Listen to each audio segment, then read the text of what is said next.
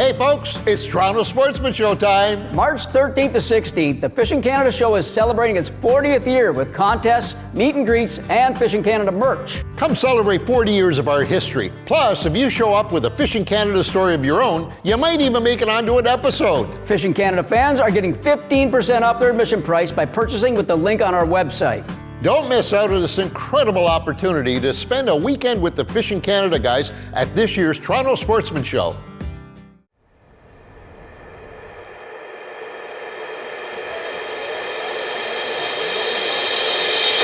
This episode of Outdoor Journal Radio is brought to you in part by the Invasive Species Centre, protecting Canada's land and water from invasive species.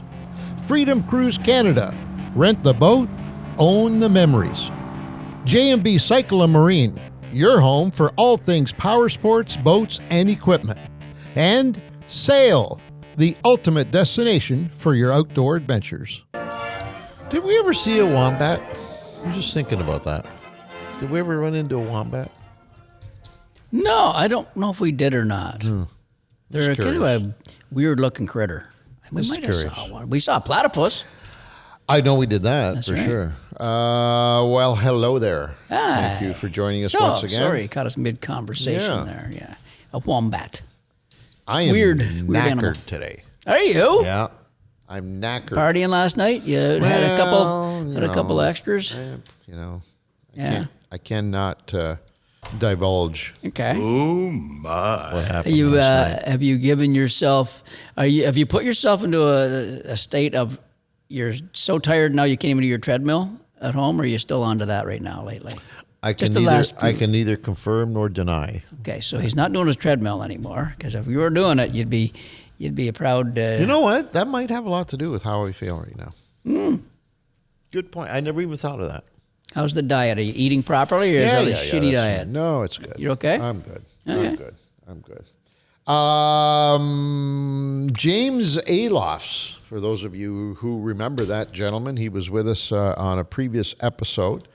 Although on that episode, he was discussing chemicals that were being put into the ground on Crown land. Yes, But indeed. he's also... Now he's putting cement foundations into the ground. That's right. We'll have to ask him about that. Yeah. He now is a homesteader and has a YouTube channel called Wild Homestead and doing extremely well. Mm-hmm. I think he's about a year into the project, and we're going to catch up with him in the wilds. Very on his interesting. wild From homestead. moving downtown to Toronto to up north somewhere Yeah. in the middle of nowhere. So, woo, crazy. We'll see what he's got to say. It was episode 123 when he was on the show last, and the title of that was "They're Spraying What on Our Crown Land?" Come on now.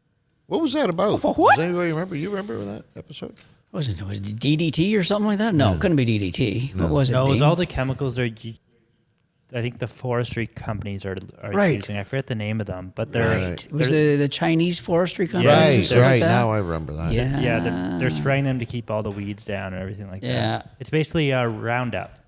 Yeah. But Yeah. right. But I think we're the only province or place in the world that allows them to do it. Huh. It was a good one. Yeah, we'll have to go back and revisit that. Anyways, he'll be joining us shortly talking about homesteading. How's your mouth, Dean? It's sore. You Hurts. sore? Yeah, very sore.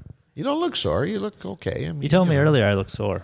I said you This didn't is- look we're good. on TV now. Didn't look good. You don't look too good. Didn't say anything about looking sorry. Just that he didn't look good. Oh. That's all. That's fair.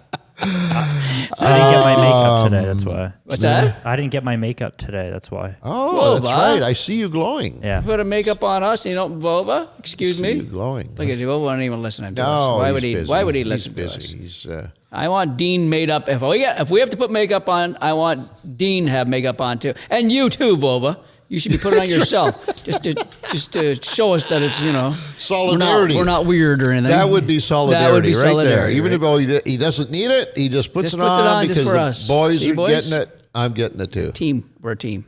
I like that. Thank you. I like that.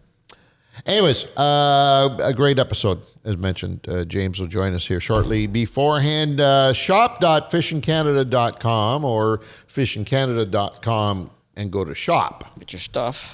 Get Get all your your stuff. goodies. I got this wonderful Quarter full zip. A full zip. Look I at got the full you, zip, Jimmy. buddy. Wow, I like Look at that. this thing, the full zip with, Wow. with the embroidery on it. I like this. Comfortable piece. Like, They're all very comfortable. I can't believe these hoodies, how nice they are to wear, I have to say. You too can be wearing one of these as soon as you go to fishingcanada.com and make that happen. Or you might be one of the lucky winners later on here this morning. We'll be pulling out. Are we? We're doing fan that. Question. We'll do that during the fan up. question. Yeah. So stay tuned. Listener feedback, Mr. Bowman. Yeah, listener feedback. Michael, we might not say your name. I might not say your name properly here, but pronounce it properly. Michael Jezurinak. How does that sound? Jezurinak. How about Jezurinak or Hezurinak? I'm not sure if you pronounce the J. Sorry, Michael, for butchering that up. But we really, we give them hell for not sending their names, and then they send their names, and we butcher it's the probably hell fake. out of them. Michael's probably it's probably Michael Reynolds or something. He just made it up just so I gotta get these guys. I don't even know what to do anymore. In response to episode 158. Should we be eating largemouth bass? Oh, yes. That was one we just did not too long ago. Yeah. Oliver is perhaps the most well-spoken, knowledgeable guest you have had on the show in a long time. Well, that's not saying a lot for the rest of our guests, then, is it? It's like, kind of not... He was a very good guest, I have to say. Wow. I like that he calls upon actual quantitative research conducted by biologists to come to conclusions and not just going with the generally accepted opinions of today. From my own experience, largemouth bass are great eating fish. Ouch. The meat is just as white as walleye and the majority of the time just as tasty. Ouch. If people knew this, then maybe walleye would receive a little less fishing pressure. I trust that the biologists at the MNR are doing their jobs, and the 6 bass possession limit is there for a reason.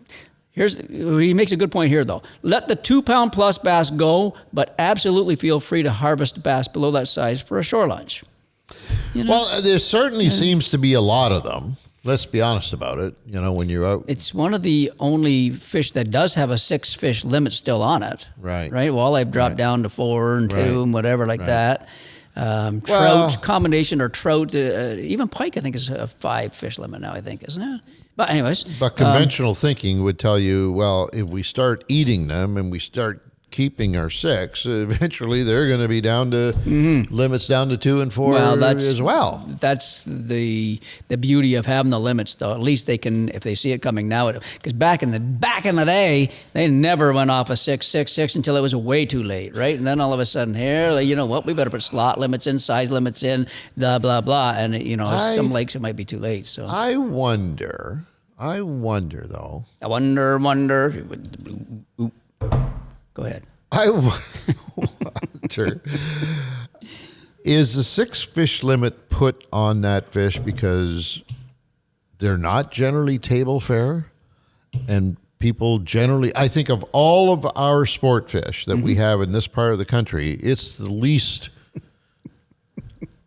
It's like a turkey behind them there. It's the one that people don't keep. Yeah. So that's why maybe it's got such a big limit. The scientists or MNR, whoever's doing this, saying, give them 100-fish limit. Nobody keeps them anyways. You know what? I don't know. I agree with that, but I don't know in the sense of, I think it all started way back in the day. Again, we're saying they all had pretty much a 6-fish limit on it. You know what I mean? So I think until they discovered that people were eating walleye, like walleye, then there may be the piker next, Right. and that's the bass. So these guys are dropping that down, but they're keeping the bass the same. So, how they come up with a 6-fish limit to begin with, who knows? But it used to be 6 limit and 12 possession. Yeah. Even not that long ago for bass and everything else. Now it's down to 6 possession, which is good. But they're also counting on the fact, you know how this works, right?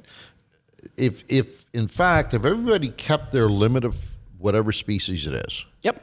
If everybody that went out fishing caught and kept that limit, it would be total destruction of that species. Mm-hmm. There is a formula. There is a factor that takes place when they're coming up with these numbers on the fact that most people will not catch that limit of fish to start with. Right.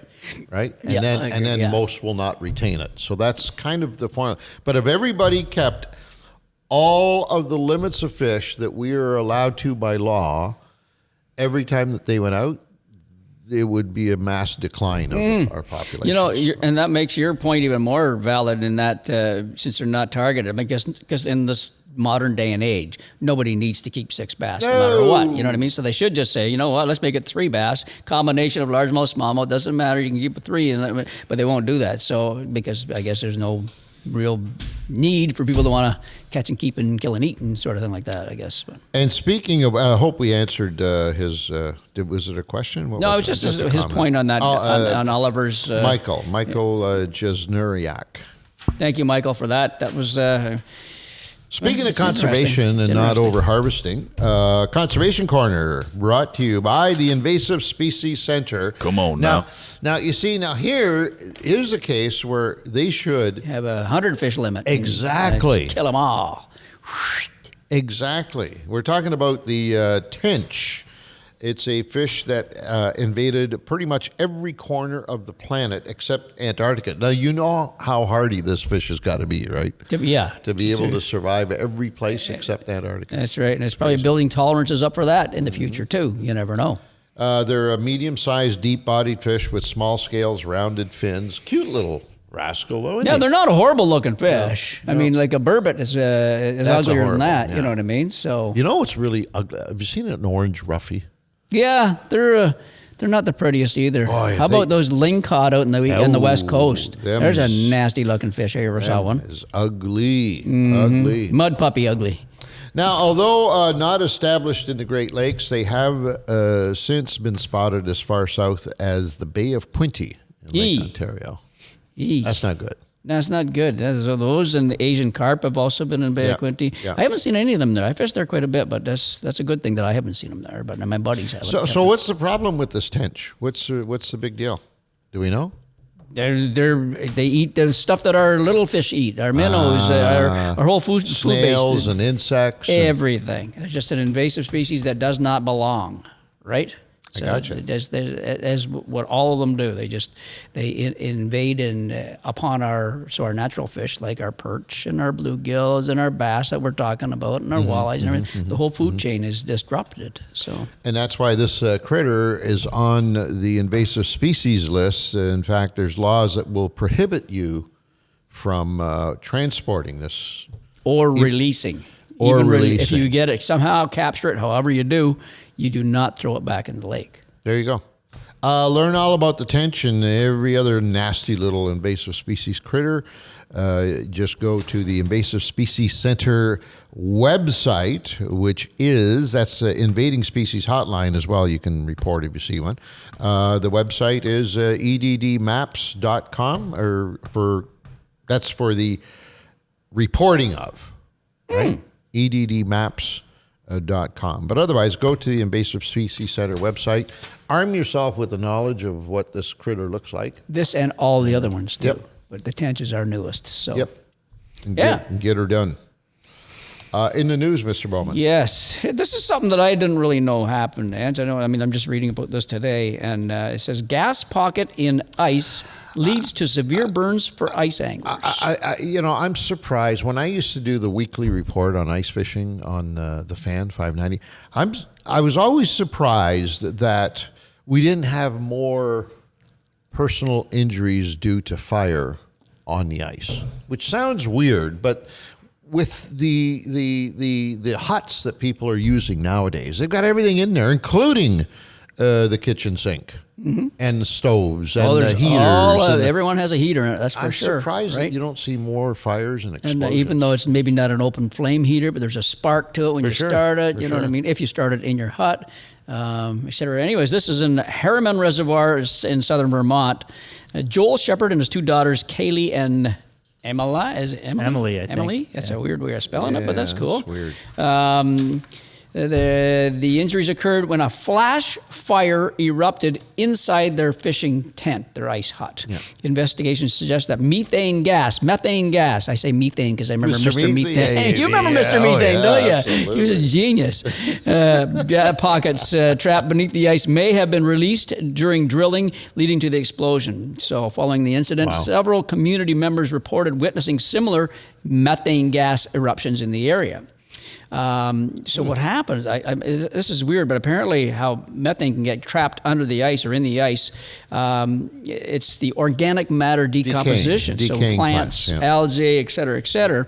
They sink to the bottom of the lake, and in the winter when the lake freezes, the ice creates a seal and traps all the gases below. And since the ice prevents gas exchange with the air, methane accumulates under the ice. So it's like your sleeping bag. When you zip that sleeping bag all the way up, it's the same idea. And a little methane gas exactly happens to... I know where it came from. Honey, I don't know where that came from when you're sharing that sleeping bag. Exactly. And she goes, I do. You. Oh, God. Where it happens most, shallow lakes with high organic content, like shallow lakes, bogs, weedy lakes, lakes with low oxygen levels that promote anaerobic. Is it anaerobic, Dean? Is it? Anaerobic bacterial activity. Areas with historical methane deposits, such as lakes formed over former wetlands and peatlands.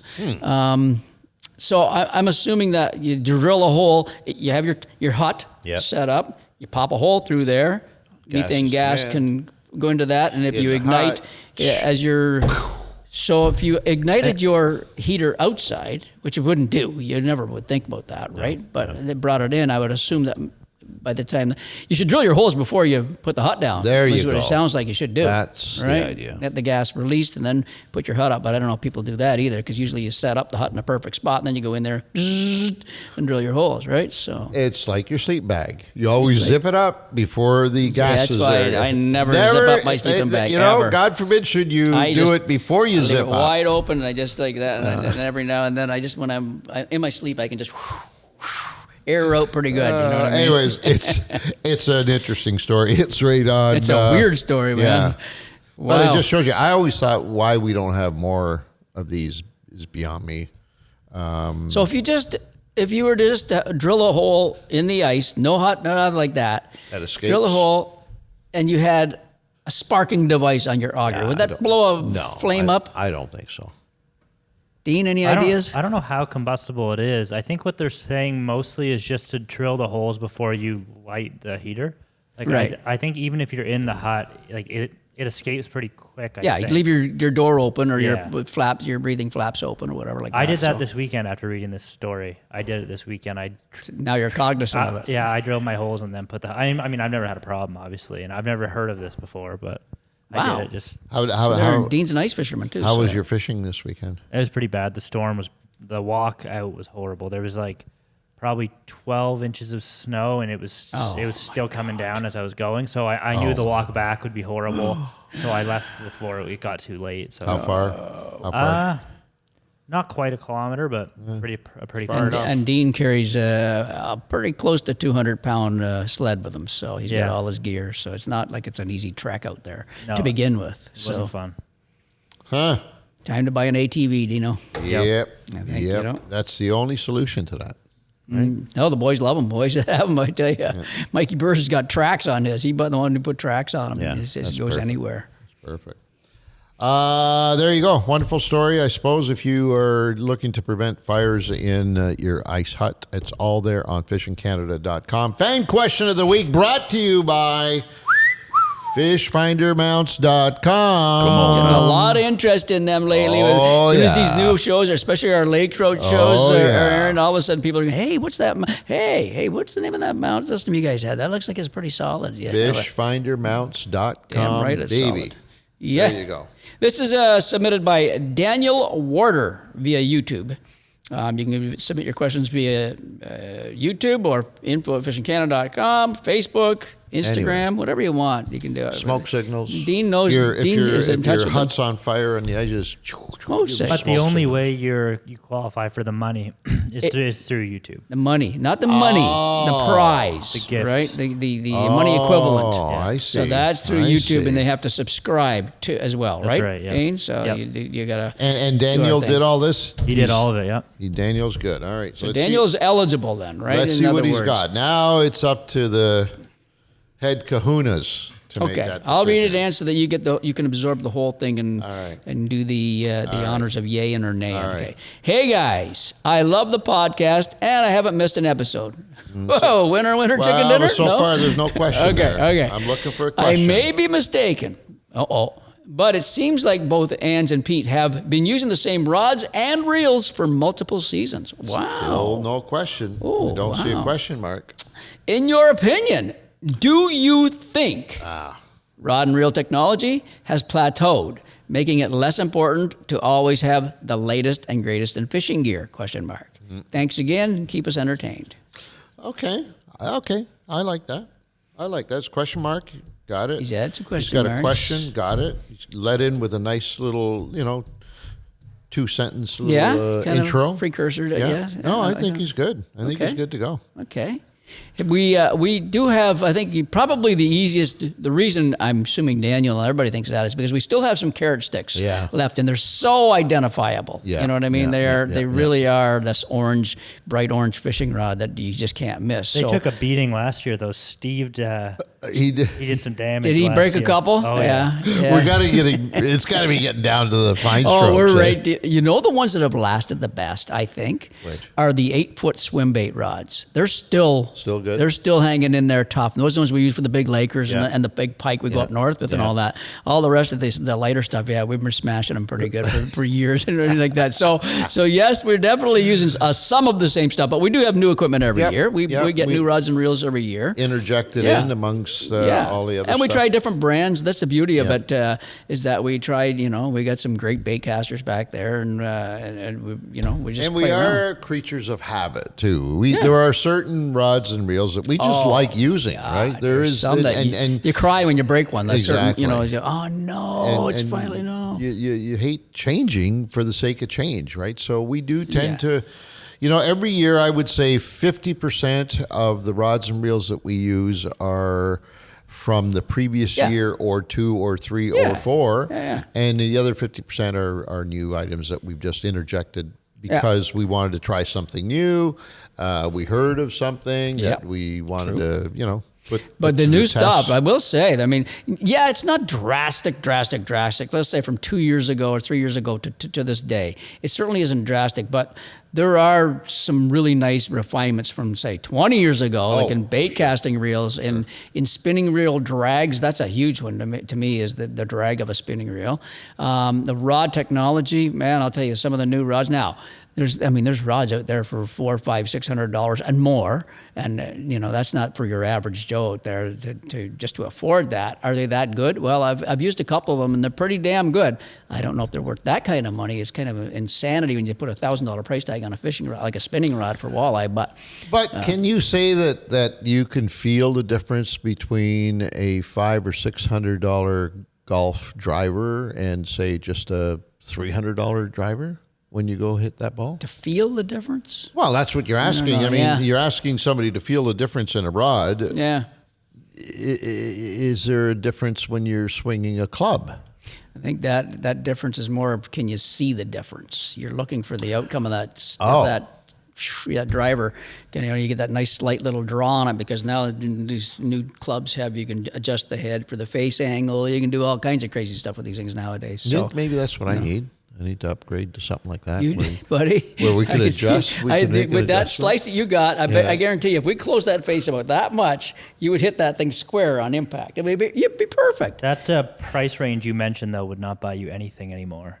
Oh, wouldn't? No, a new driver is like $1,000. Oh my God! I remember when they got to 600, and I was just shaking my head. So. That's the one that he's talking about that can adjust and Because that's what I need. I need one of those. Why don't you guys pool up, like chip in for something like that? Yeah, we should for that one game every 2 years that you play. It'd be worth it. Throw in a few $100s each. Yeah. We'll get the whole team to. It'd be cool to find out if it worked. It'd be really cool. I think you should do that.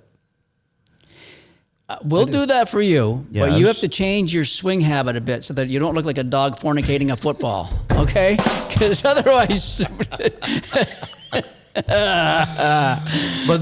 if I did that, then I wouldn't need that club, you see? But with that club... True. You can still look like that. I could look like that and the thing goes straight.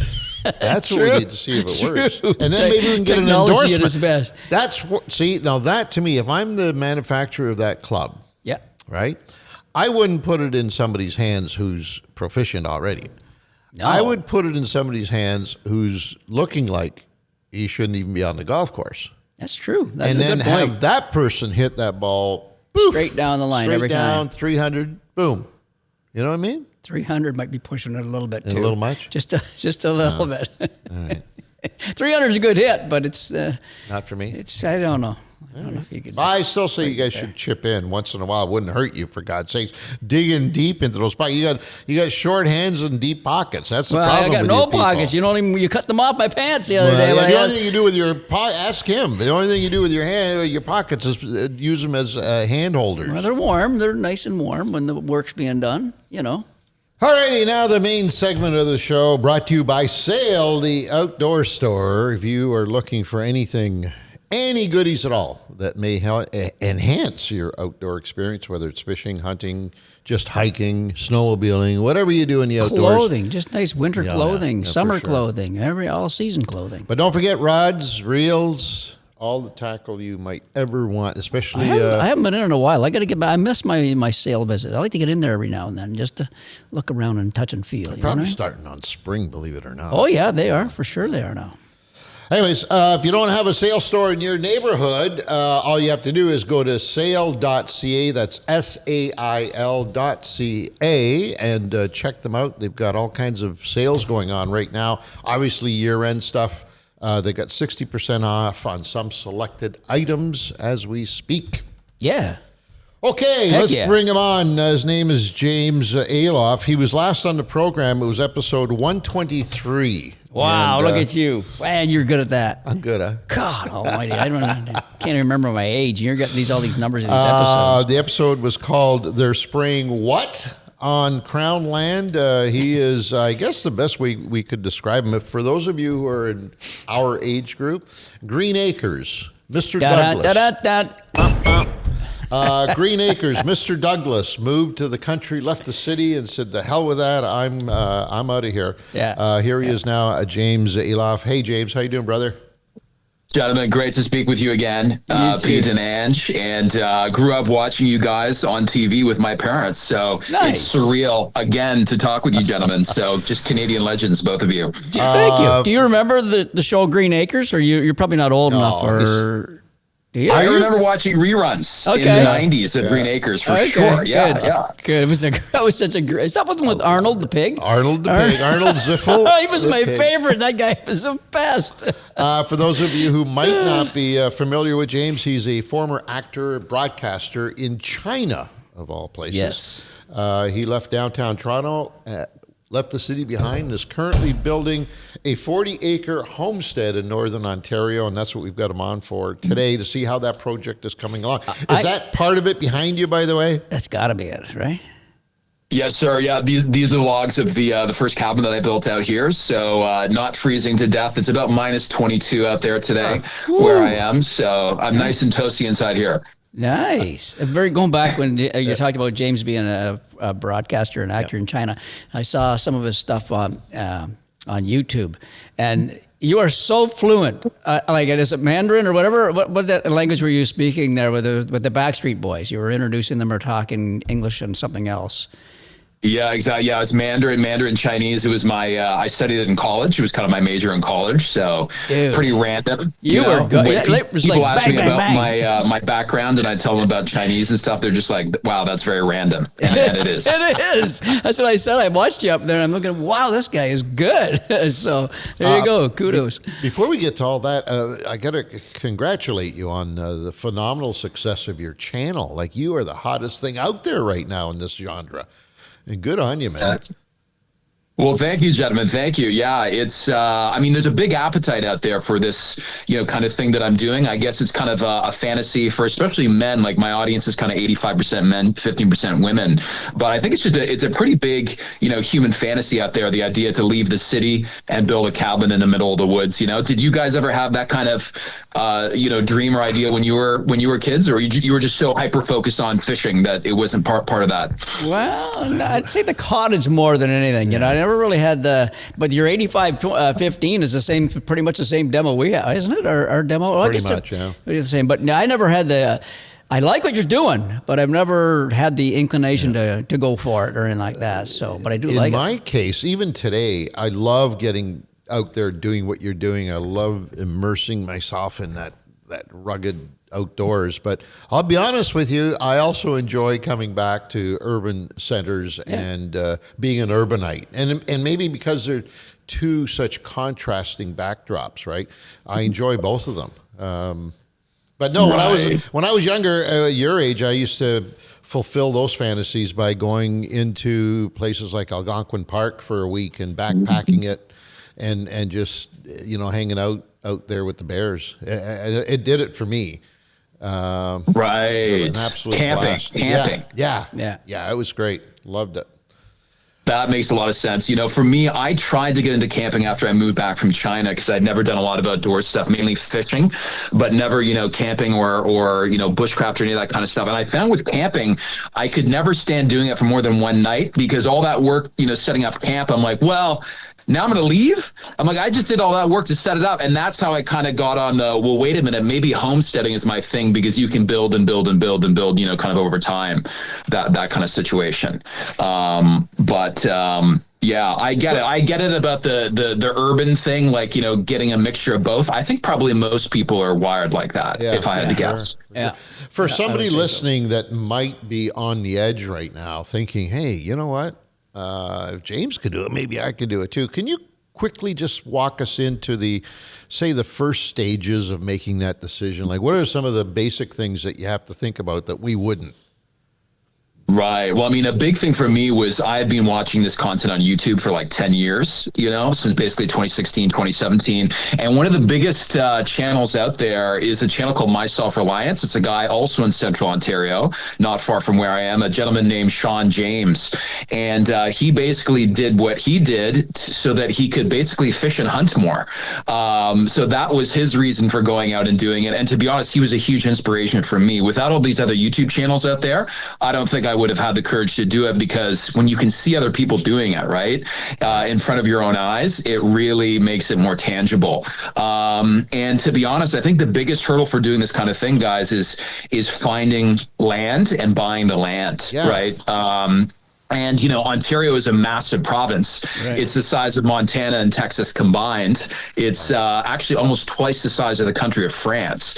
But with the crazy real estate prices recently, it's just, it's hard. It's hard to buy a nice chunk of land. My 40 acres that I ended up finding, it took me about a year and a half to buy. But honestly, it broke me. Like, I had to spend every single cent of my savings to buy it. So it was, it's hard. So finding land, I would say, is the number one kind of hurdle you have to overcome to do this kind of thing. And yet, one thing you said in your video, James, that people wouldn't realize here is, I believe anyways, that the banks won't mortgage or anything like this for this land. You have to go buy that cash. Is that correct?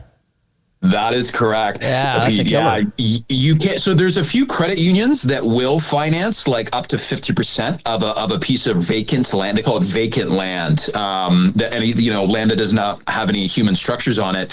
However, it's not really feasible for someone like me doing what I'm doing, because before you build anything on that land, you have to have a building plan approved, by whatever provincial authorities, and you have to have the plan run by the bank, and you have to go through all the permitting process. And if you don't do that, the credit union can actually take the land back from you. So, what I'm doing, and like what James from My Self-Reliance, kind of the OG, the GOAT of this YouTubing category, has been doing for the last 10 years is, in Ontario, there's these things called unorganized townships, and you can basically build with no building permits. And that's what makes all of this possible. Because as soon as you have to start getting the complexity, the money, it kind of shuts down trying to do this thing, which is building is from the logs on your own property. So the notion of settling on land that nobody owns, land that you can just go out there and do your thing, is that all gone? Is there no opportunity there anymore just to find that kind of, and I guess what I'm talking about, I would think these would be lands that are Crown land maybe, or owned by the government? That was the true homesteading days, I think up until the mid 1960s, where you could literally just go on any piece of Crown land.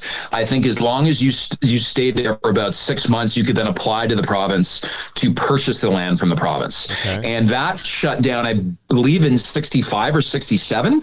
And you have not been able to do that since then. But like, I know I've got a buddy who his grandfather immigrated from Germany. I think like in the 1930s or 40s, he found some lake up in the Muskoka region, like not far from Bracebridge. And he literally bought all the land. We're talking like probably 2,000 acres around this lake for like $5. And wow. Oh, you have to buy private land. Wow. Okay. Like a structure on crown land. For sure.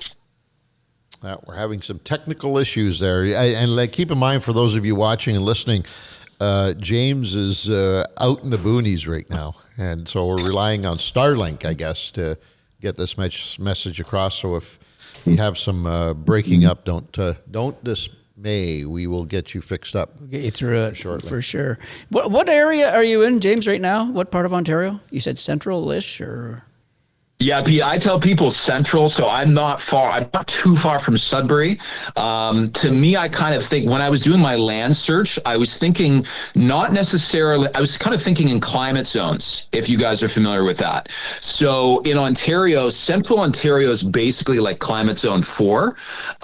It basically starts at the top of Lake Simcoe. It goes up to, Sudbury, Sault Ste. Marie, North Bay, and maybe 50 or 100 kilometers north of there. And it's where you have the mixed deciduous coniferous forest lands, right? You've got white pines, red pines, you've got northern red oaks, you've got white oaks, you've got beech trees. You've kind of got that mix of forest because there's still a lot of kind of wilderness in central Ontario, but I did not want to go into northern Ontario, which really starts in climate zone 3 in my mind, which is the boreal forest. Right. And I know you guys spend a lot of time fishing like in fly-in lodges and stuff in the boreal. Right. But the boreal is kind of a different beast for me. Like as a guy growing up in southern Ontario, I wanted to have those hardwood trees around, right? Like the oaks and the maples and whatnot for many reasons.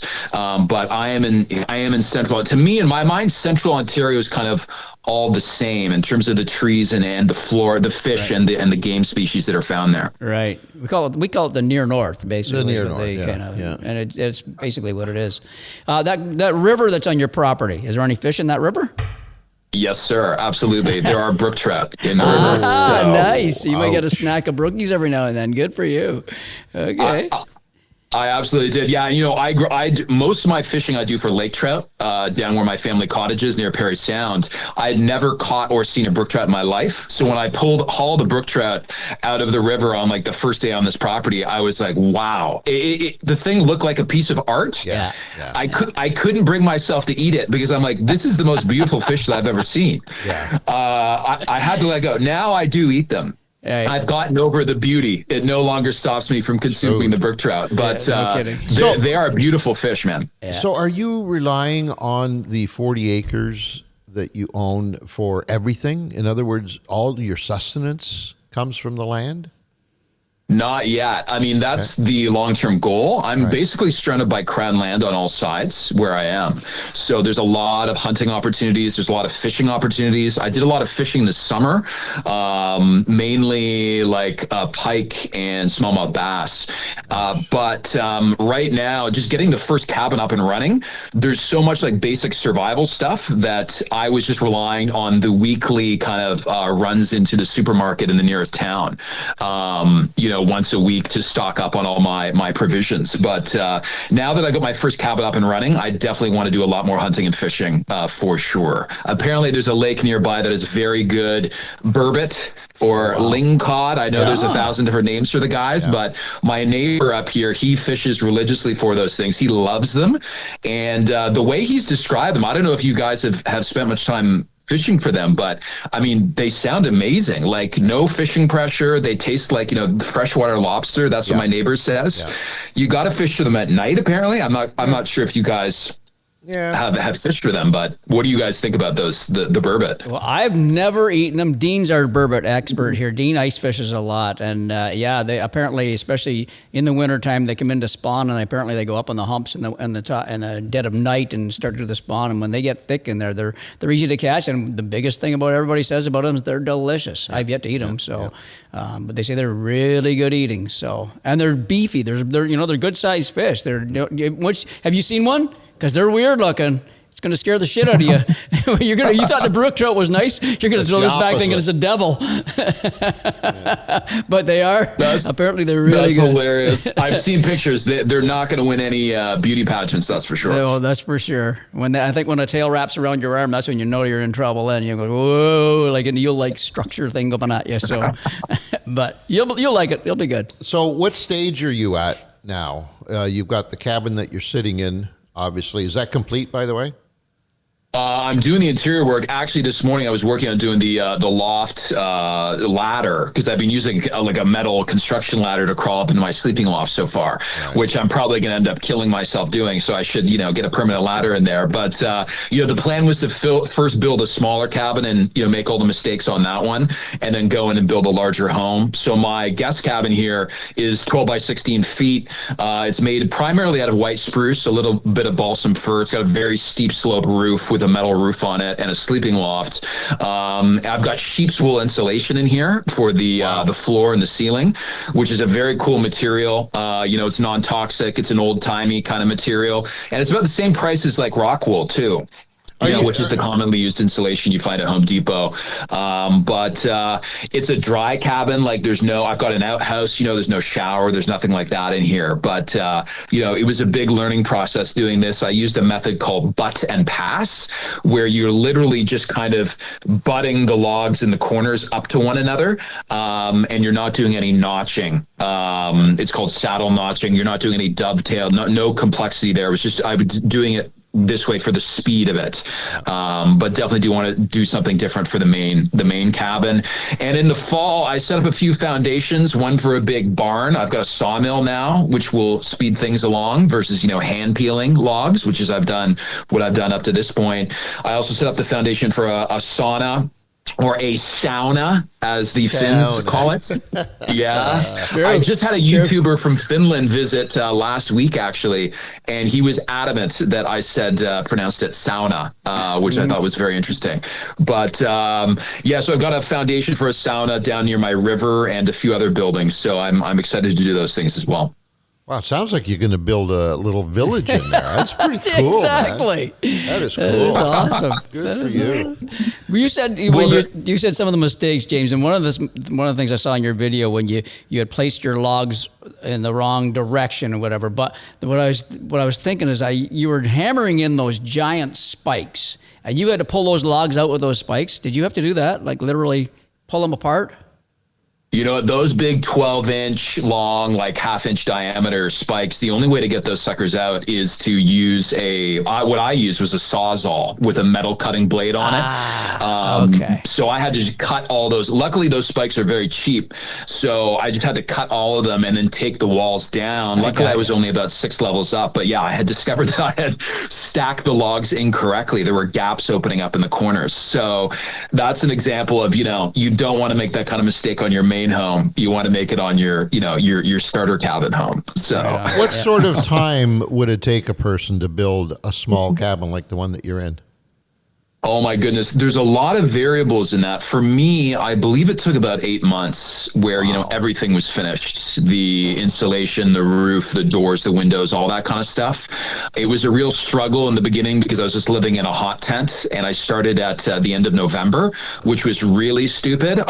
Do not do that if you are trying to build a log cabin. But I had closed on this property in the summer, and then I was like, I'll wait till next spring before I go do this. But I just couldn't stand the thought of being cooped up in my apartment in downtown Toronto for another winter. So I'm like, what, screw it. And also, my other major in college, along with Chinese, was geography.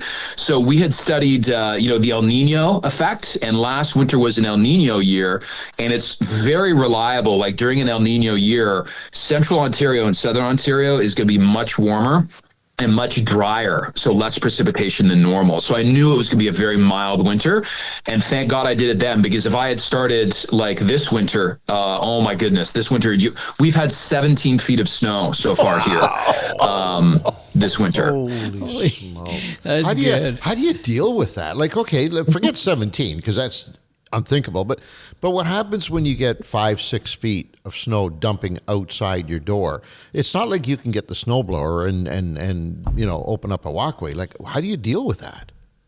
Well, Angelo, usually, I have a double coffee in the morning, and when you have 5 feet of snow that's fallen overnight, I just snort the beans, and then the creamer, I put it directly into my eyes. And I find that stimulates me so much that I can just go out and deal with it. But you know what? I had to buy like literally the biggest self-propelled snowblower that Honda makes. Okay. It's like a 13 horsepower beast. I could probably power the city of Hamilton off of it if I hooked it up to the grid. So it's a serious snowblower. I think the mouth on it is like 3.5 feet wide. Whoa. But if I didn't have that, and I'm sorry, there's probably guys with bigger snowblowers that like mounted to tractors and stuff, so it's still kind of a rookie machine. But, it's everybody where I live has either a snowblower mounted on a tractor or like the biggest self-propelled snowblowers that you have, because, we're in an area at the end of every Great Lake, as you guys know. In Ontario, you get the lake effect snow, right? The end of Lake Erie, the end of Lake Huron, the end of Lake Superior, you just get dumped on. So you guys have seen, I'm sure in the news, stories about, Bracebridge and Huntsville, like getting absolutely annihilated this winter. It's been quite do when somebody says they're going to go homesteading and they're going to live off the land and they're going to, do all this wonderful stuff, I conjure up images of these very hardcore enthusiasts of the throwback days and not allowing themselves anything technical, not allowing themselves mechanical items, just living off the land, digging out their gardens with their piece of wood. And now you're telling me that everybody up there does have a tractor and or a snowblower and or is there a type of homesteading that would be taboo? In other words, there's no way that you could use anything automated at all. Are there still people out there that do that? There are. So I've got a neighbor up here, an old Finnish guy, and he is a retired university professor, and he inherited a property from his parents, and he's all about the old-timey way of doing things. So his cabin, it's a small cabin, I think smaller even than this initial cabin I built. Its foundation is literally 6 chunks of tamarack, which is kind of a rot-resistant type of wood, a rarer tree species in Ontario, but they call it the poor man's cedar. And he just built it on top of this tamarack. He replaces the tamarack, rots out once every 10 years or whatever. He has basically no power tools whatsoever. He doesn't live here full time, but he spends maybe half of his time up here. Or down here rather, and he doesn't have a driveway though. So his car he leaves parked on the side of kind of the plowed road, right? So he snowshoes into his cabin. So you can definitely do it. The main reason I need a snowblower, to be honest, is like for my driveway. So the first winter I didn't need a snowblower, A, because it was mild, but B, I literally just had a gravel parking pad at the side of the road.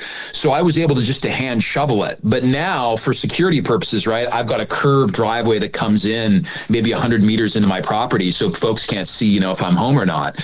And with the length of that driveway, the only way to keep it cleared is with, mechanical purposes, unless you wanted to spend, an entire day hand shoveling it. So there's all these trade-offs, right? In terms of how mechanical do you get, how natural do you keep? So it really just comes down to your subjective taste, right?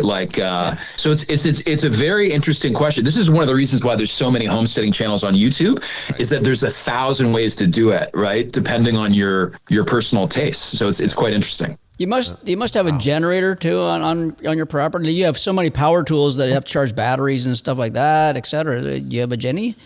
What do you do? Yes, sir. Yeah. Yes, sir. Absolutely. Got a home generator. I started out with just a battery powered by a 100-watt panel, and that actually got me through charging my like Milwaukee batteries and that kind of stuff, my computer. But once I got my Starlink unit, I upgraded to a larger battery size, and actually I ran all summer just on a 200-watt panel, no problem. Even charging some of my larger batteries, like for my electric chainsaw. I've got gas and electric chainsaws. What I found in the fall in November, it got so cloudy, I could not reliably charge via solar. So that's when I had to get the generator. And this whole winter, it's just so cloudy that there's not enough sun to charge with solar. So I charge up my battery. It takes about an hour to charge it fully with the generator. And then that lasts me maybe about a week usually from that hour worth of gas charging. So it's a pretty good setup so far. Do you get city folks coming up and visiting, like friends, family members, or is that completely out of the question? No, I do. I definitely do. I have friends and family who come up. They're just curious, like they want to come for a weekend. Right. And they want to help out. They want to do some work. Some people just want to relax. I had a buddy in Germany who was a college mate who was about to start a stressful new job at Facebook Germany. And he's like, hey man, I just want to come for a week before I start my new job and just kind of, be in the wilderness and experience all this stuff before I have a soul crushing, cubicle job, which thankfully the three of us don't really have to deal with that often, at least. So definitely have a lot of curious folk. If I was further away from the big urban center in Ontario, which is, Toronto and the Golden Horseshoe, maybe not, right? Like if I was in far northwestern Ontario or northeastern Ontario, it might be a different situation, right? If people had to drive 8 or 12 hours or something to get where I was. Yeah. How was last spring and into the summer the bug situation for you? Black flies, mosquitoes. You're far enough north where you should be able to see some of them up there, right? Oh, yes, sir. I became intimately familiar with all the different insect species. Okay. Waking up with giant wolf spiders, covering my face. Oh, my God. But not that bad. But I do remember in the spring, like it was just as the insects were starting to come out, waking up in my hot tent at that time, and in the little vent near the top, there was the biggest, I don't know if it's a wolf spider or what. I hate spiders. I love all other critters. I don't mind snakes, but spiders, I don't know about you gentlemen, but I just can't handle them. But I woke up looking at one of these things and I nearly had a stroke. But to be honest, I had a few neighbors up here saying like, first of all, they're like, oh, the winter's going to kill you. You're going to leave after the winter. Made it through the winter. It wasn't that bad. They're like, oh, well, the bugs are going to get you. You're going to leave. There's no way you'll stay here through the bugs. And to be honest, the bug hatch in the last week of May was pretty terrible. The first, I would say all of June was pretty terrible. And then in July, you guys may experience this because you're fishing all over Kingdom Come, like in the summer, right? July, the bug population is noticeably going down. And by August, I didn't even need a bug net anymore. So it's really about surviving June, I would say. Right. If you can survive June, you're golden. I don't know if do you guys have the same experience on the water? Well, on the water's the safest spot for us, but as soon as you go back to land, any of the camps, doesn't matter where it is, it's the same thing. Especially June is just brutal no matter how far north you go, or you know what I mean. But then it does taper off somewhat. But when you get up really far north, even August can be pretty nasty at nights too, the mosquitoes and stuff like that. So we introduced a newcomer to this country to our wonderful collection of bugs a few years ago, and I remember that for Ed Svova, our cameraman who's sitting here in the studio today, and to watch his face when he first exposure to the swarms, it was priceless, absolutely priceless. And we're used to it. And to see his rain suit doused in muskol, it didn't matter. He didn't put on a skin; he put it everywhere. It just like patches of wet. Oh God! It can be breathtaking to say the least for people who aren't used to it, and most city folk are not used to it. Oh, not to that. So man. Somebody coming up to visit you in May, I think would have a hell of an experience, to put it mildly. I mean, stick to the lakeside retreats. I think in June now, especially. You keep referring to your neighbors, and you're making it sound like you get up in the morning, get your cup of coffee, go out on the veranda, and there's your neighbor. Hey, Fred, how you doing? Like, how often do you see these people? I mean, you're in 40 acres. God knows how many they've got. What's the social life like up there? To be honest, it's mainly via text. That's how communication, gossip, major events like that. For example, my neighbor, literally the week that I got my dog, I got a Swiss Mountain dog, my neighbor upriver, his dog was killed by a wolf pack, and he literally just found the ribs and then the collar from his dog, which is pretty intense. Wow. But I found out about that via text because, as you say, unless you actually go searching for your neighbors up here, you're not going to see them because most people, I would say the average lot size is probably 50 acres where I am. There's a lot of people surrounded on all three sides like I am by Crown land. And there's a lot of lots up here that are 100, 200 acres. So unless you go searching out your neighbors, you're not going to see them. Like occasionally you might pass them on a road, right? But it doesn't really happen. So yeah, I mean, it's weird. If you are extremely extroverted, this kind of lifestyle is probably not going to be for you. Right. Right. For sure. It would drive people crazy. Absolutely. What are the laws? Maybe James, you've looked into this. Now that you have a dog, that's a crazy story. If you have wolves around your property, is there a point where these are problem wolves and you can shoot them and get rid of them? Or what are the laws saying? No, you guys take your chances. You know what I mean? Right. I think it's pretty relaxed. Like, I think if I was in one of those, what is it called? Townships or, WMUs. Is it WMU, Wildlife Management Units? Yeah, around Algonquin, where they're trying to protect the eastern wolf. Yeah. I think it might be a different situation there. But where I am, I ran into a CO actually the week that happened. And he's like, oh, yeah. He's like, if you ever see a wolf and you're afraid about your life, the life of your family, or the life of your dog, they're very relaxed about you harvesting a wolf, for lack of a better term. Right. He said, as long as you call it in, I think he said something, you might have to buy a wolf tag. I'm not sure. They're $50, I think, for wolf or coyote tags. Mm-hmm. But they're pretty relaxed about that where I am. But I have heard different things about if you're in and around Algonquin with those eastern wolves. Oh, yeah. How about bears? Any encounters with bears? I encountered more bears probably than any other game, like more than white-tailed deer. Where I am, it's really more of a classical moose area. There are white-tailed deer. There's wild turkey as well. Historically, there were no wild turkey, but since the reintroduction in the 1980s, there are a lot of wild turkey here, actually. But I've probably seen more wild turkey and black bear than anything else.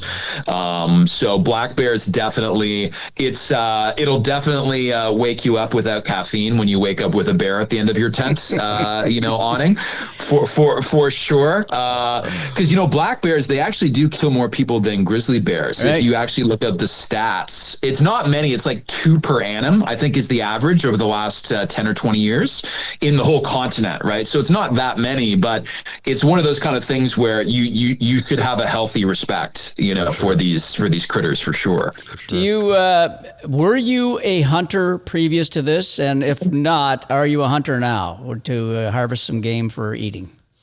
I do have my license. I did not participate in any hunting in the fall because I was so busy trying to get the cabin finished before, winter and not freezing to death and all that kind of stuff. But fishing and hunting, 100% going into next year is big on the radar. I just got an ice auger actually last week, so I want to start fishing for these burbot on this nearby lake and get as much of my diet, as close to 100% of my diet as possible from wild game. We are blessed here in Ontario. I think a lot of Ontarians don't realize how blessed we are with the wildlife we have and the harvest opportunities. Yeah. So for sure want to get into that. Do you gentlemen, I don't know if you guys, I've ever heard you guys talk about hunting before. Like, do you guys have your hunting licenses? I don't. I do. I haven't hunted in a long time, but I used to waterfowl hunt just religiously. It was my deal. I just loved it. And then I used to do small game and pheasants and partridge and stuff like that. Never big game, but I still have a current hunting license. I just keep it and just to pay my dues towards the fees. You know what I mean? But I loved it back then. It's fun. I'm going to do it again. There's no doubt about it. I just don't know when, but I'm going to do it again. Is it? Sorry, Angela. Sorry. I've just never, I've never done it. I've always threatened to. At one time, I was one of the biggest retailer of guns in the province. My name is probably on more gun sales than anybody else in the country, but never, I just never did it. I was so busy doing what I did, which was fishing, that it was weird. All my buddies. Were you a paid spokesperson for like Remington or something like that? What was? No, I was a retailer. I had a big retail operation. Did you used to own like LeBaron's or something like that? Or Barclays, the same era that LeBaron's was in Mississauga, and we had Barclays in Oshawa. And they were the two. This is pre-internet days. This is pre-Bass Pro Shops, pre-Walmart, pre-all this stuff, right? And we were those two companies were responsible for 99.9% of firearms, ammunition, fishing rods and reels, obviously, tents, backpacks, you name it. We sold it. And so I was exposed to the whole hunting thing and great customers, but I never took that initiative. You know, it's like when we ask people today, especially, you know, middle-aged, 40, 45-year-old males, you know, do they fish? And they say no. And we start questioning them, and they run into the same problem I'm running into right now, answering your question. I don't know why. I just never did it, right? And hunting was, you know what, I think maybe it's part of a way of life. Like my dad got me into it, right? Yeah. So my dad hunted a lot, and all my buddies around me hunted. So I just, as a kid, as soon as I could get my license, I got my license, right? Yeah. So I think maybe that's part of it too, right? Your dad did fishing a little bit, but right? He hunted. He was. Oh, he did, eh? For sustenance. Oh, wow. Oh, shit. Every weekend he was bringing rabbits. Wow. You guys didn't have to. Hey, let Dad go get them. Right. Reno and I'll go have fun, party with the girls. I just never did. It was one of those weird things. Always wanted to, always still want to, but never seemed to make the time. You know, and it's an excuse because it is literally that. You make the time. People that say, well, I haven't got time to go fishing. Well, that's bullshit. Okay, you make the time. If you want something bad enough, look at you. You wanted something bad enough that you took the time from your life and went up there and started homesteading because you wanted to. Right. Right. Well, the stat that I've heard that in Ontario, there's 2 million licensed anglers and there's 400,000 licensed hunters, I believe. Yeah. Which just goes to show you, you know, it's like 5 times. There's 5 times the anglers than hunters. Yeah. So, I mean, I guess, barriers to entry. It's almost like, you know, basketball versus hockey. You think about all the equipment you need to buy for hunting versus fishing. Yeah. I think it's definitely a more expensive sport. And like Pete was saying, if you don't have a friend network, but I guess, Angela, your father was hunting all all the time. So what the heck happened to you? I don't know, buddy. I don't know. I really don't know. It's just one of those weird things that I just never... I think if you'd have started, I think you'd have liked it, because once you get out there, the rush was just so good that it would just keeps you coming back and coming back. And then, of course, you've tasted it, but like in James's case, when he harvests a deer or a turkey up there, or even bear, and you get to eat that meat and all that, that makes it that much more satisfying too, right? Oh, for sure. That's the nice thing about hunting, is that you have the harvest factor as well, which you don't. And I was a speed junkie, right? Even as a kid, I was building motors and cars. Those are bad drugs, but speed. So I was mucking around in scrap yards and finding generators and alternators for my car and that kind of stuff. And that keeps you going, right? Yeah. You're busy as hell on weekends. Yeah. No time for hunting if you're doing that, really. It's the same thing. It's a hobby. So just not to move completely off topic, but all right, so you're doing this wonderful stuff, and you're living off the land, and it's just a wonderful experience that everybody, I don't care who you are, looks at that and says, man, he's living the life. I really want to do that stuff. But on the other hand, you're also into technology in a big way, because you produce a YouTube channel. And I know that doesn't get produced on its own. So tell us about that. Are you doing the editing there at the cabin? Do you have somebody that you send stuff off to? Like, how does that work? Yes, sir. Unfortunately, I do the editing myself, so it's about a 12-hour edit day on Fridays. Compiling all the footage from the week and then getting it out there. Usually, I'm going to bed around like 3 a.m. on Saturday mornings. Because I have it go live at 6 a.m. on Saturdays. But it's the only unpleasant part of the whole process, to be honest, that I do not like. But I've tried working with editors twice, and they charge a lot of money. Don't they, though? I'm trying to get rid of all mine, by the way, just in case. Yeah, right. Well, I mean, and the other thing for me is just like the turnaround time. I like having my content from the previous 5 days go out live immediately, because for me, because I'm a novice building, I can't tell you how much I value the input from experienced folks that are watching my channel. I get log cabin builders, structural engineers, architects telling me I've rebuilt so many things in this process because of feedback I've gotten from people watching my channel, sending me DMs on Instagram, sending me emails. It's almost like crowdsourcing, the construction. So if I worked with an editor, I would need to have like a week lag between when I'm filming it and when it's going live. And that's probably the biggest issue, to be honest, is just keeping it live like that.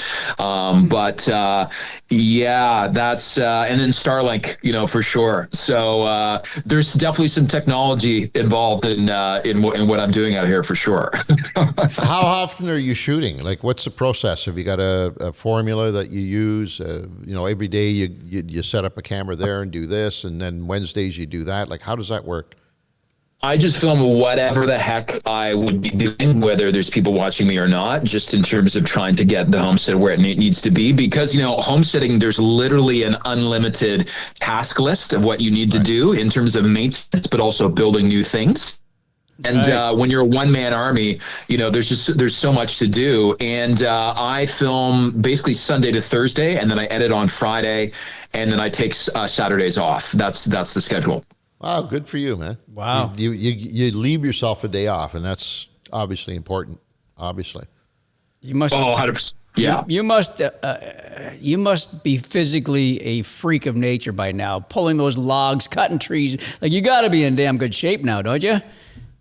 Yes, sir. Yes, sir. I was really into weightlifting before I came out here, and now just like I don't have, there's no gym nearby. It's you're so physically active. I don't lift weights anymore. I would actually say I'm slightly chubbier than I was before.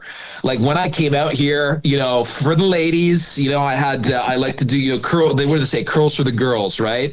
And I had a bit of a six pack going on, and that kind of stuff. But I'm a little chubbers now, to be honest, because I just eat as much food as I need, because it's so physical, like you're saying, right? Especially doing forestry stuff, like cutting down trees, delimbing them, hauling them around, that kind of stuff. It's very, very physical.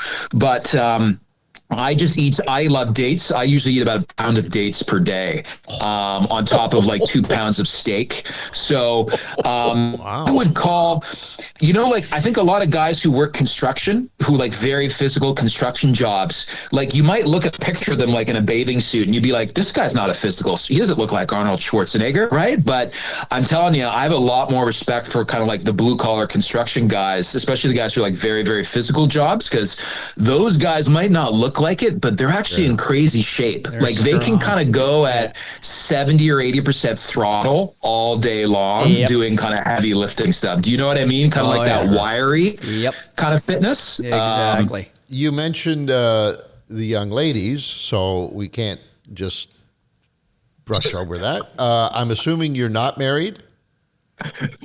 No, sir.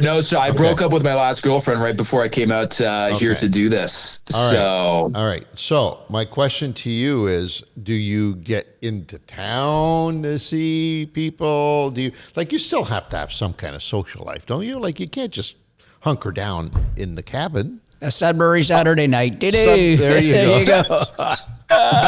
Sudbury Saturday night. Yeah. That's right. I remember last time I was speaking with the Diaries of a Lodge Owner. Yeah. What is that gentleman's name? Steve. That's Wiki, yeah.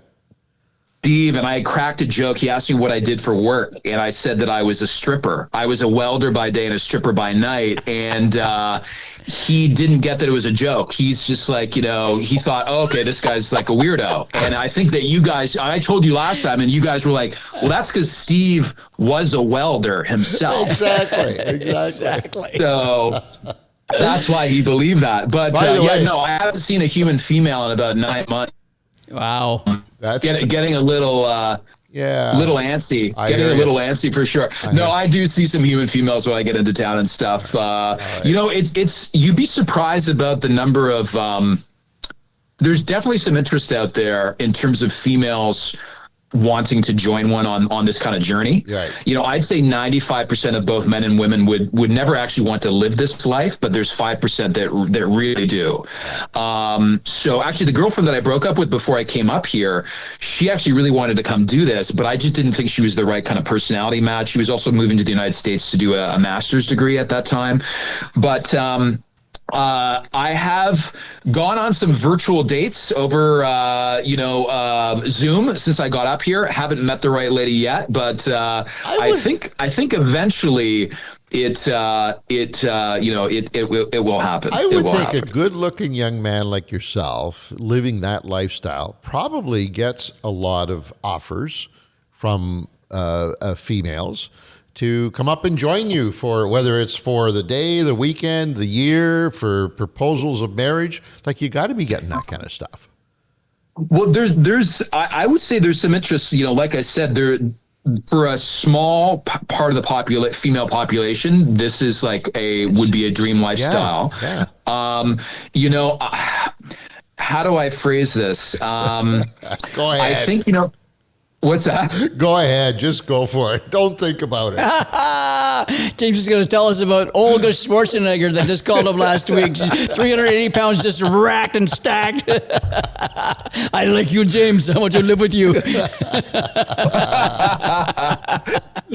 Schwarzenegger. That's hilarious. But, my mother told me, she's like, James, don't start looking for a wife until you have a functioning shower and toilet on your homestead.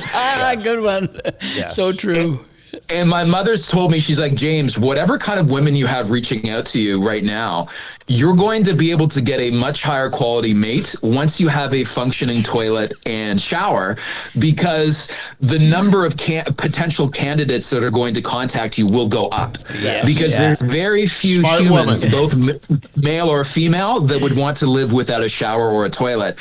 And to be honest, I'm kind of taking my mother's strategy on that one. Yeah. So I'm not really on the dating apps. I'm not really doing proactive searching out there until I get my first shower and toilet kind of up and running, to be honest. Your mother's a wise woman, for sure. There you go, ladies. Yeah. Be warned. You will not be well received at this point. But you know what, Angelo? I mean, the counter argument to that is, don't you want to find a lady who's willing to rough it from you from the start, right? Because then she's actually in for the long haul. So I think that's the counter argument to what my mother's strategy is. But who knows? But if I'm that young lady and thinking about you, I'm also apt to say, I wonder how long James is committed to this lifestyle. Right. 5 years down the road, 6 years down the road, he might just wake up one day and say, are you kidding me? I'm out of here. And I'm going to be an urbanite. So there is that too, right? You never say never. 100%, Angelo. I could I gave myself a year at the beginning, right, to see if I actually like this or not. And I think about 3 months in, I was like, oh yeah, I love it. I'm going to keep doing this. But, you never know. You could wake up on the day one of year two and be like, hey, I'm moving back to, my little hellhole apartment in downtown Toronto.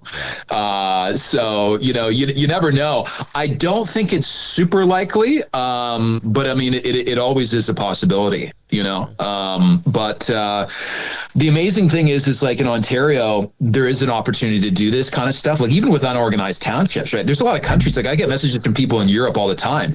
They just they can't buy a piece of land and cut down the trees and build a cabin there because the building restrictions don't allow it. So, we are blessed as outdoorsmen or just, rural living folk to be in this province, What would, now you had to seek out and find this little piece of property with nothing on it, that you had to pay for it with cash. Now James, 10 years from now, wants to sell this whole setup. Is there what's that procedure now? Is it a whole different thing now? The government's all involved and everybody wants to get a piece of this you're selling now? Well, I think, I don't know at what point exactly, but banks will finance land that have habitable structures on it. I think the term is like an insurable structure. So I believe my insurance guy tells me I'm able to get an insurance policy on this cabin because now my wood stove setup it's called wet certified. That's like the provincial certification for wood fired, stove. So I had it inspected and certified. So I believe you are able to sell it with financing at a certain level. So that will definitely change the kind of buyer who could potentially buy your land if they can finance it, right? Because most people just don't have that much cash laying around. And the unfortunate reality of it is, like Sean James, who started this process, he's got millions of subscribers on YouTube. Started this in central Ontario 10 years ago in 2016, 2017.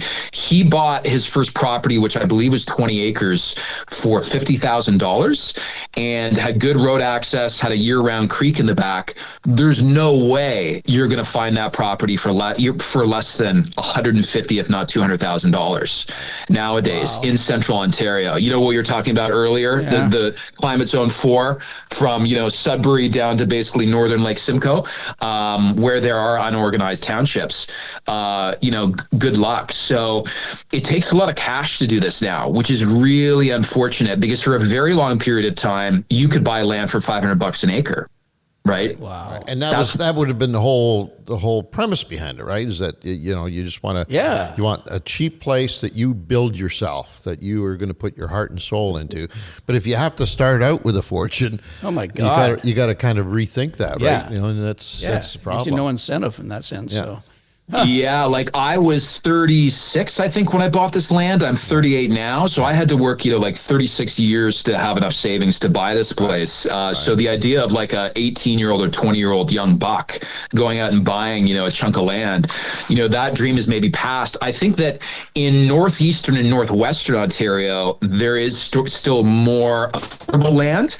It's still not as affordable as it used to be. But if you're on more of a budget, definitely look into northwestern and northeastern Ontario, climate zone 3 in the Boreal. And the more remote, the more difficult the access, the cheaper the land is going to be. So there still is a property out there, I think, for everyone in Ontario, but it's going to be different.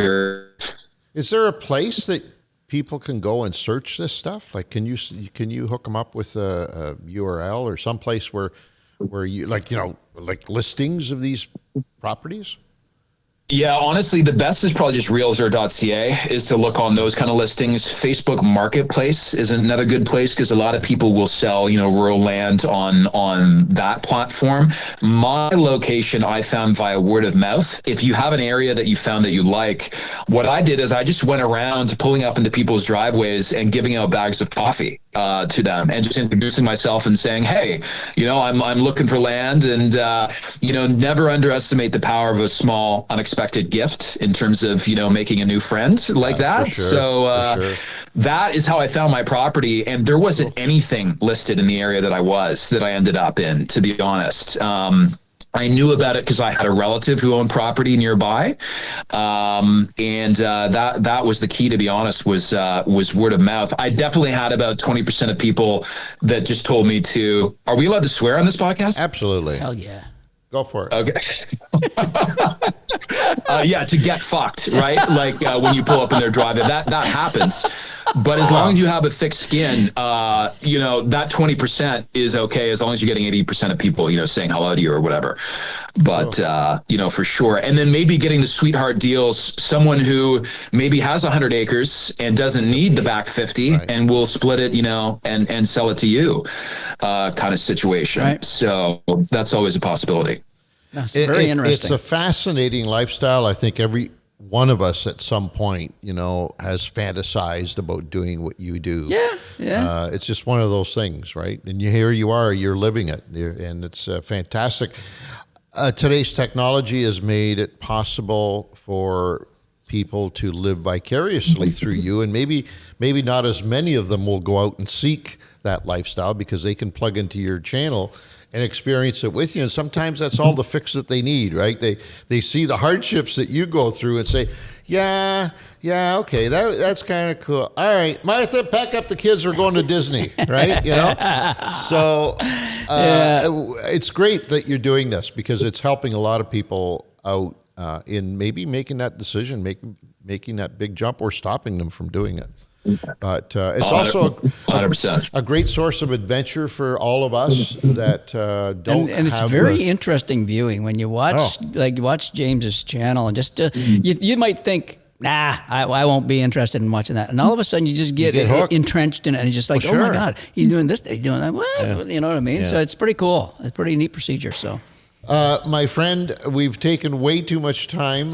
You got buildings to put up and wolves to fight off.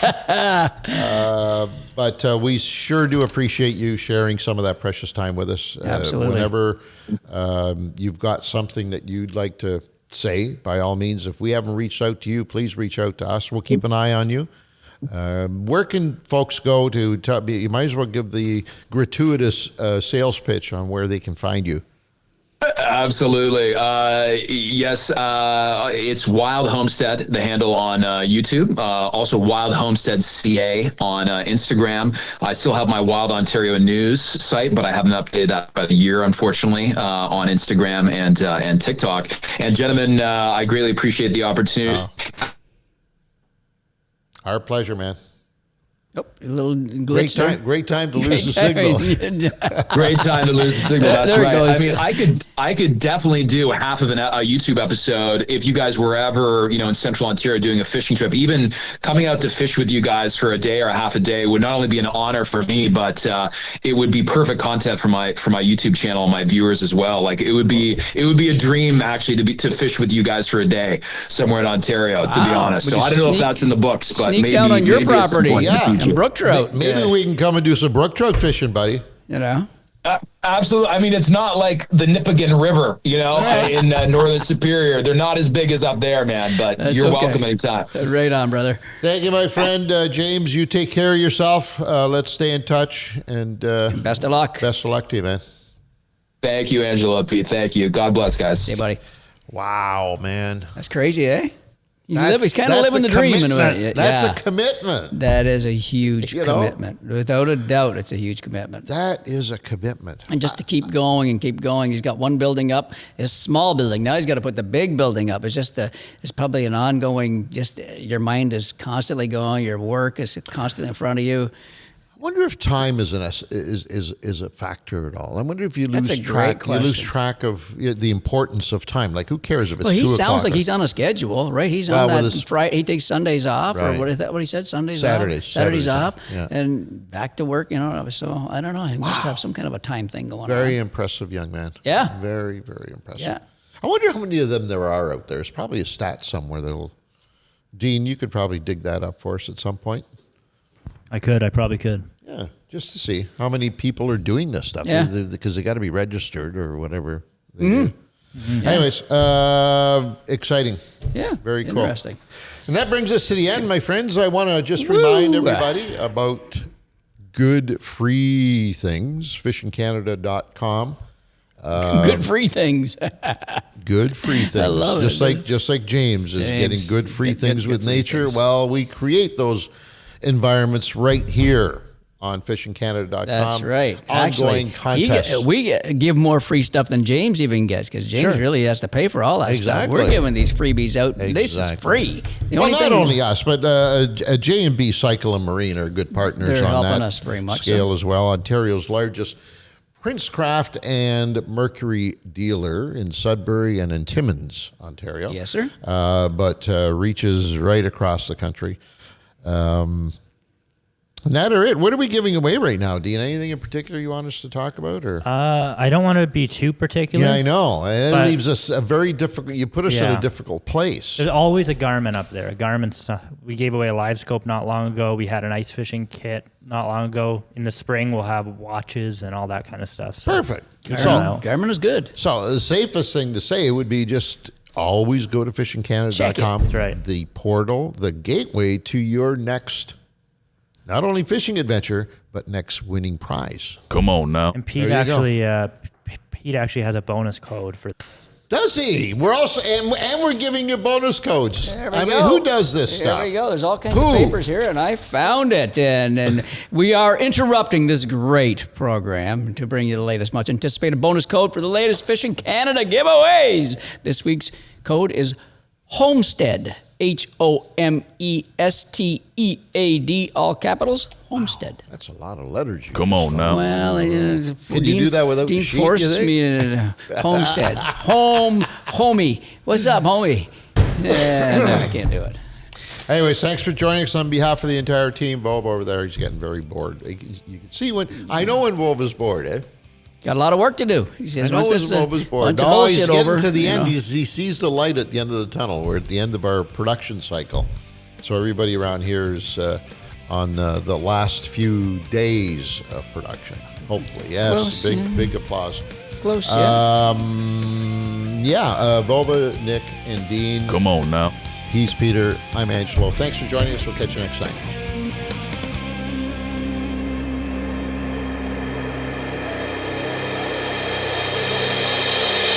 This episode of Outdoor Journal Radio has been brought to you in part by the Invasive Species Centre, protecting Canada's land and water from invasive species. Freedom Cruise Canada, rent the boat, own the memories. J&B Cycle and Marine, your home for all things power sports, boats, and equipment. And Sail, the ultimate destination for your outdoor adventures.